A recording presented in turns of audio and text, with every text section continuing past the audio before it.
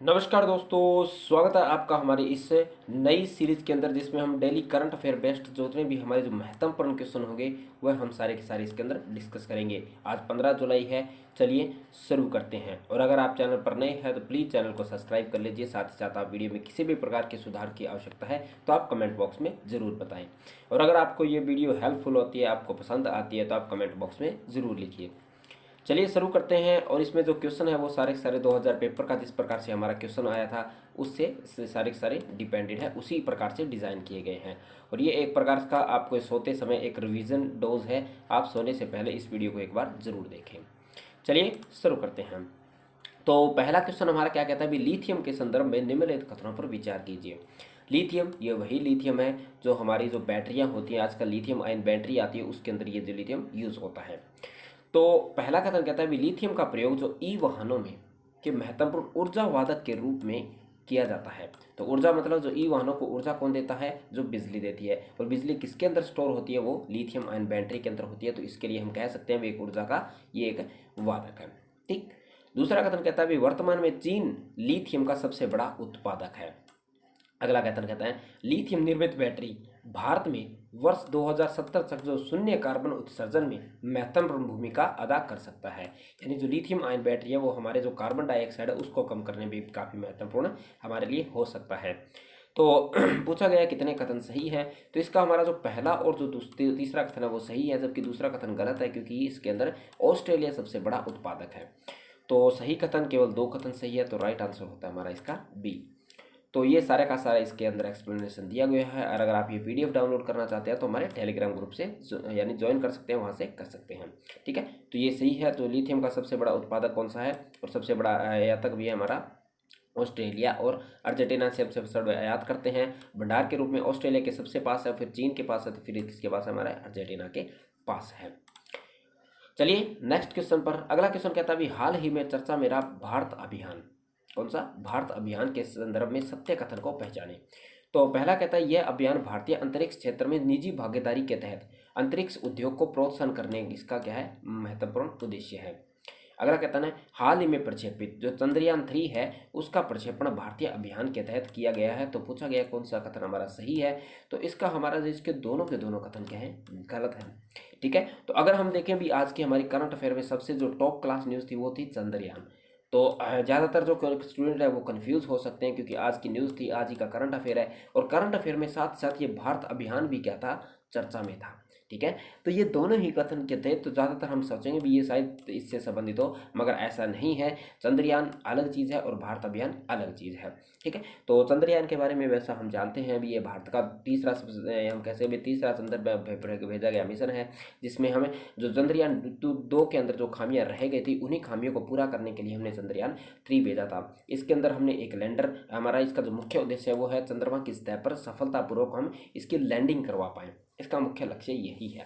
ठीक है, इसके अंदर यही बात है, एक लैंडर है जिसका नाम विक्रम है और एक रोवर है जिसका नाम क्या है, प्रज्ञान है, जैसा कि चंद्रयान 2 के अंदर था। ठीक, तो ऐसी कोई भी स्कीम नहीं है। तो पूछा गया कौन सा कथन सही है, तो दोनों के दोनों कथन गलत हैं। तो राइट आंसर होगा इसका डी।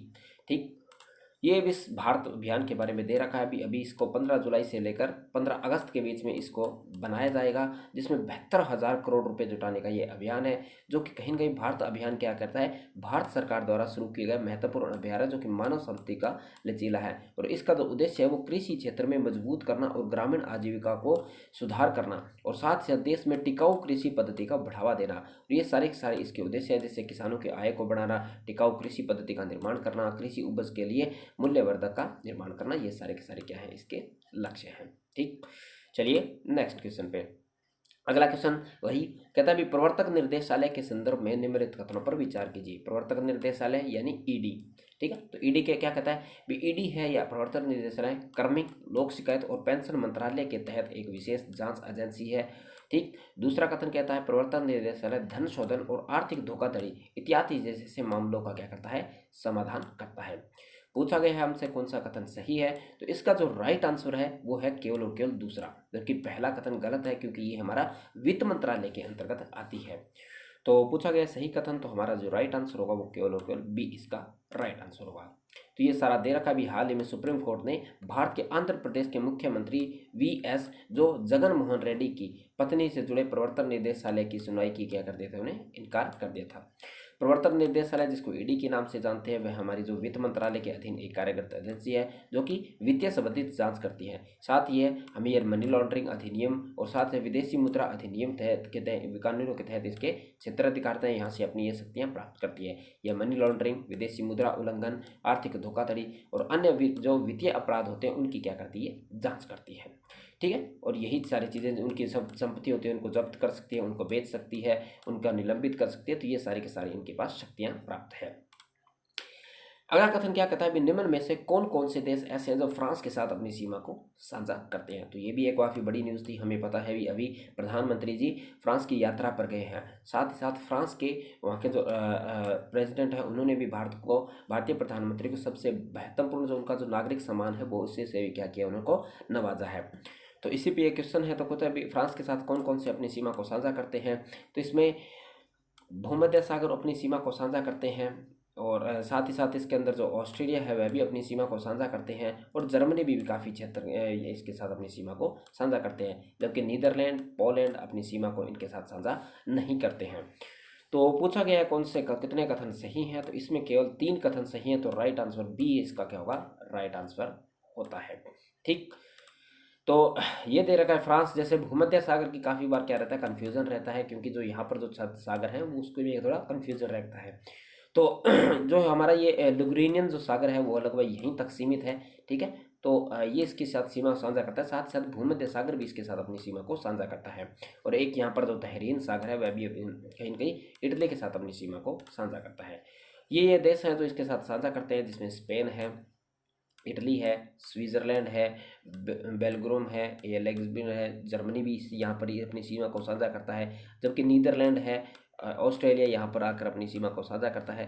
ठीक, सॉरी, ऑस्ट्रेलिया ही अपनी सीमा को साझा नहीं करता है। तो केवल 2 इसके राइट आंसर होंगे, नहीं कि तो केवल 2 एक सेकंड, केवल 2 कौन कौन से होंगे, जो जर्मनी इसके साथ नहीं, हाँ ऑस्ट्रेलिया इसके साथ नहीं करता है, तो केवल 2 करते हैं, तो ए इसका राइट आंसर होगा। ठीक,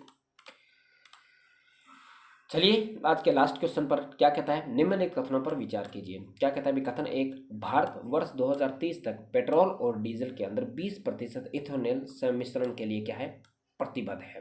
ठीक, कथन दूसरा क्या कहता है, इथेनॉल का उत्पादन गन्ने और धान पर केंद्रित मसालों से होता है, जो फसल है उन पर केंद्रित होता है, जो अधिक पानी की खपत करने वाली फसलें हैं। तो बताना है भी उपयुक्त कथनों में से कौन से कथन सही हैं। तो कथन हमें किस प्रकार के दिए गए हैं, भी कथन 1 और कथन 2 दोनों सही हैं, जबकि कथन 2 और कथन 1 की सही व्याख्या नहीं है। अगला कथन कहता है कथन 1 और कथन दोनों सही है, जबकि कथन 1 है वो कथन 2 की सही व्याख्या है।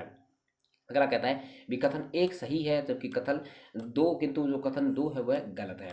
अगला कहता है भी कथन 1 सही नहीं है, जबकि कथन जो 2 है वो सही है। तो इस आंसर का जो एग्जैक्ट आंसर निकालने के लिए हमारा जो आज ही दैनिक जागरण के अंदर ये एडिटोरियल आया था, उस एडिटोरियल को आप अच्छे से पढ़ते हैं तो आप इसका आंसर निकाल पाएंगे। वैसे ही इसका जो राइट आंसर है वो हमारा डी है, यानी इसका जो पहला कथन है वो सही नहीं है, क्योंकि भारत ने इसको 2030 से घटाकर अब 2025 कर दिया। तब तक हम क्या करेंगे, इसको E20 भी नाम दिया है। ठीक है, तो वे उसमें क्या किया है इसने भी, हम 2025 तक 20% इथेनॉल का क्या करेंगे, सम्मिश्रण करेंगे।